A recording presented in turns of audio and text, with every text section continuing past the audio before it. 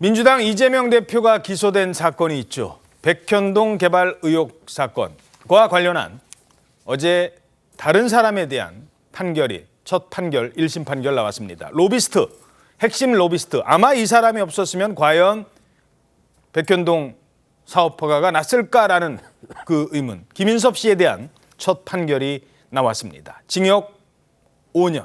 서울신문 1면입니다. 김인섭 1심 징역 5년. 법원은 이재명과 정진상 두 사람과는 특수관계라는 점을 지적했다라는 내용입니다. 자, 일단 김인섭 재판 결과부터 알아보죠. 이게 뭐 많은 분들이 아십니다만 짧게 백현동 어떤 사건이죠, 이게? 예, 이 백현동 사건은 지난 2014년부터 19년까지 백현동 개발 사업 과정에서 성남시가 이 김인섭 씨의 청탁에 따라서 민간업자인 정바울 아시아 디벨로퍼 대표에게 단독으로 사업권을 줘서 공사에 200억 원 가량의 손해를 끼쳤다, 이런 내용입니다. 이 김 씨는 청탁의 대가로 정 대표에게 77억 원 상당의 공사장 식당 사업권을 받은 혐의, 이 혐의로 기소가 됐습니다. 그 한바식당 거기였는데 나중에 알고 봤더니 70억 넘게 지금 77억 뭐 이런 정도의 로비가 왔다 갔다. 그리고 결과 1심입니다만 어떻게 나왔습니까? 결국 유죄를 선고받았는데요. 이 특가법상 알선수재 혐의로 기소된 김 씨에게 징역 5년, 또 약 63억여 원 가량의 추징금을 선고하고 법정 구속했습니다. 재판부는 피고인의 범행으로 공무원 직무에 관한 공정성, 또 청렴성에 대한 국민의 신뢰가 훼손됐다면서 사업에 관한 노하우나 전문성 없이 지방 공무원 또 정치인들과의 친분만을 이용해서 각종 인허가 특혜를 받고 또 적극적으로 알선했다, 이렇게 설명했는데요.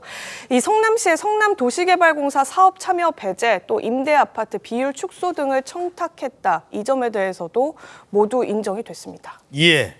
자, 그러면서 관심을 끄는 건 이재명 대표와의 특수 관계를 법원이 어느 정도 인정을 했다. 지금 이 부분이 주목되는 것 같아요. 그렇죠. 이제 김인섭 씨가 2005년도부터 시민운동을 하거든요. 근데 그러다가 이재명 대표 성남시장 선거에서 중요한 역할을 해요. 그러면서 이재명 대표의 최측근인 정진상 실장하고 굉장히 이제 막역한 사이를 유지했다는 거예요. 그리고 예. 공무원들로부터 2층에 정진상 실장하고 이재명 대표가 시장으로 있었는데 예. 2층에서 지시한다. 대명사처럼 2층이라고 하면 누군지. 그렇죠. 예. 그러면 서로 특수 관계가 있다. 그러니까 막역한 관계가 있다는 걸 이 판결에서 인정을 한 거예요. 그런데 이제 죄명이 알선 수재거든요. 그러니까 알선 수재는 일단 공무원에게 알선을 하고 돈을 받으면 죄가 되는 거예요. 예. 그러면 알선했다는 것이 인정이 된 거죠. 어허. 그러니까 연결고리가 됐다는 거예요. 공무원 누군가에게는 부탁을 한 거네요. 그렇죠. 이제 정진상 실장 위주로 해서 부탁을 해서 그 대가로 돈을 받았다는 걸 인정을 한 거예요. 예. 그런데 판결문에 나와 있는데 이 김인섭 씨가 이 부동산 개발할지 이런 거에 전혀 전문성이 없어요. 아무것도 없는데 단순히 그 회사에 들어가서 알선한 대가로 77억 받았다. 한박식당 5억 받았다. 이거 자체는 결과적으로는 그 당시에 대표와 그다음에 실장, 측근이 실장과 어떤 측근 관계, 연결고리가 있었기 때문에 받은 것이 아니냐 하면서 이게 유죄를 선고했기 때문에 그전에는 몇 번을 신청해도 이렇게 승인을 못 받다가 갑자기 김인섭이라는 사람이 들어오면서 이게 허가가 나는 거예요. 그렇죠. 아마 그 전에 4번인가 거절을 당했을 거예요. 그런데 김인섭 대표를 영입하면서부터 이게 일사천리로 막 몇 개월 안에 계속 진행이 된 그런 백현동 사업이거든요. 그래서 아마 이 부분 자체는 정진상 실장에게는 치명적이고요, 아주. 그다음에 이재명 대표도 상당히 불리한 거예요. 왜냐하면 여기에 나오면 이제 여기 판결문에 보면 누구죠? 그 정진상 실장하고 그 막역한 관계, 알선은 이런 것들이 다 나오기 때문에 예. 청탁 관계 인정이 돼요. 그러면 이게 과연 이재명 대표까지 가느냐 안 가느냐 이제 그런 문제는 있지만 어쨌든 간에 정진상이 됐건 이재명 대표가 됐든 이 판결 선고는 백현동 사건과 관련해서 굉장히 불리하게 작용을 할 것이다, 이렇게 볼 수밖에 없어요. 예. 어떻게 분석하십니까? 근데 중요한 거는 자, 김인섭 씨가 정진상 씨한테 청탁을 했어요.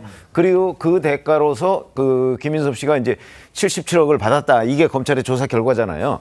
그러면 정진상 씨는 당시에 정책보좌관입니다. 그렇죠? 뭘 특별히 결재하거나 뭐 무슨 권한을 가지고 있는 사람이 아니에요. 보좌하는 사람. 그러니까 만약에 정말 정진상 씨한테 청탁만 이루어졌다면 그래가지고 이 백현동 사업이 저런 식으로 이루어지지 않아요.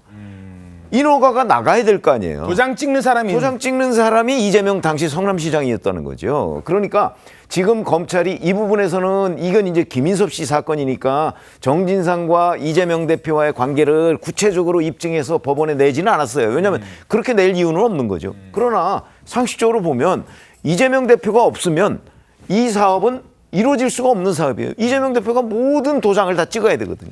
그러니까 결국은 정진상 씨까지 한테 청탁이 들어간 거는 지금 다 인정이 됐어요. 그러면 그 선에서 만약에 끝났다면 이 사업은 성공하지 못해요. 그렇기 때문에 이거는 제가 보건대는 이재명 대표가 모든 허가를 내준 것이다라는 부분은 앞으로 이제 이재명 대표가 이 백현동 배임죄와 관련해서 지금 재판을 받고 있거든요. 예. 그러니까 그 부분에서 아마 보다 구체적으로 다뤄질 것이다 이렇게 봅니다.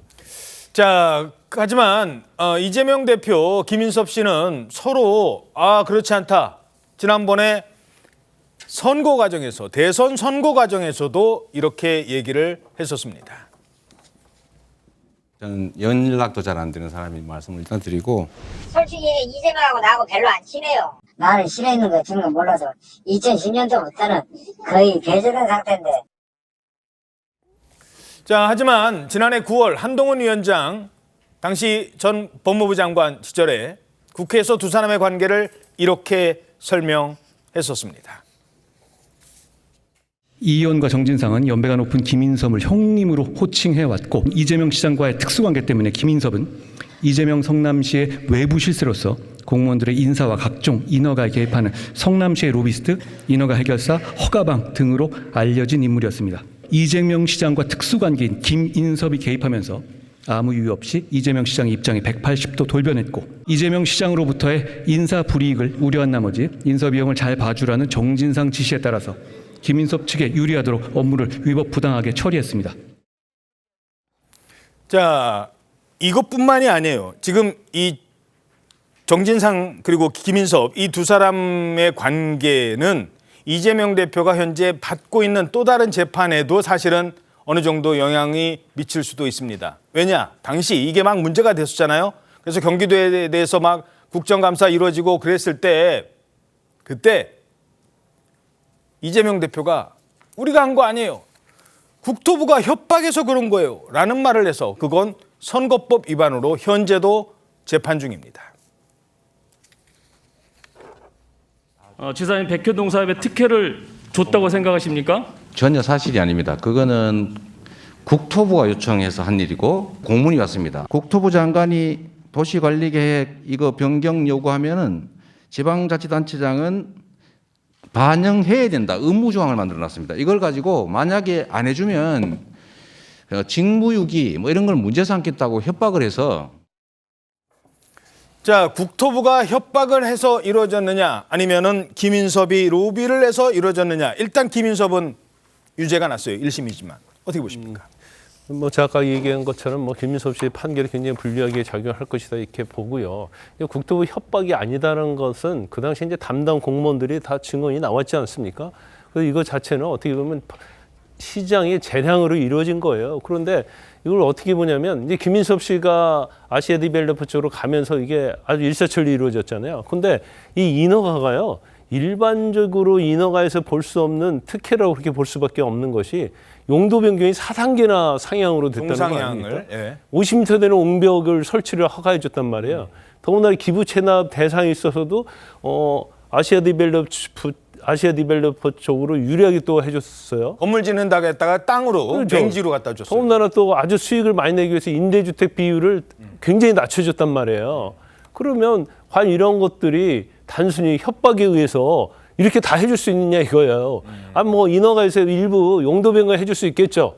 그렇지만 거기에 부수되는 수익을 얻을 수 있고 가져갈 수 있고 지금 공소장에는 1,300억 이상이 나와 있거든요.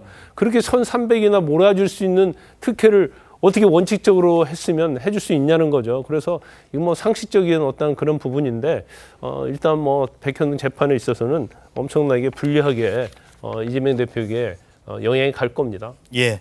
하지만 이 선거법 관련 사건은 아직도 재판 중입니다. 아직도.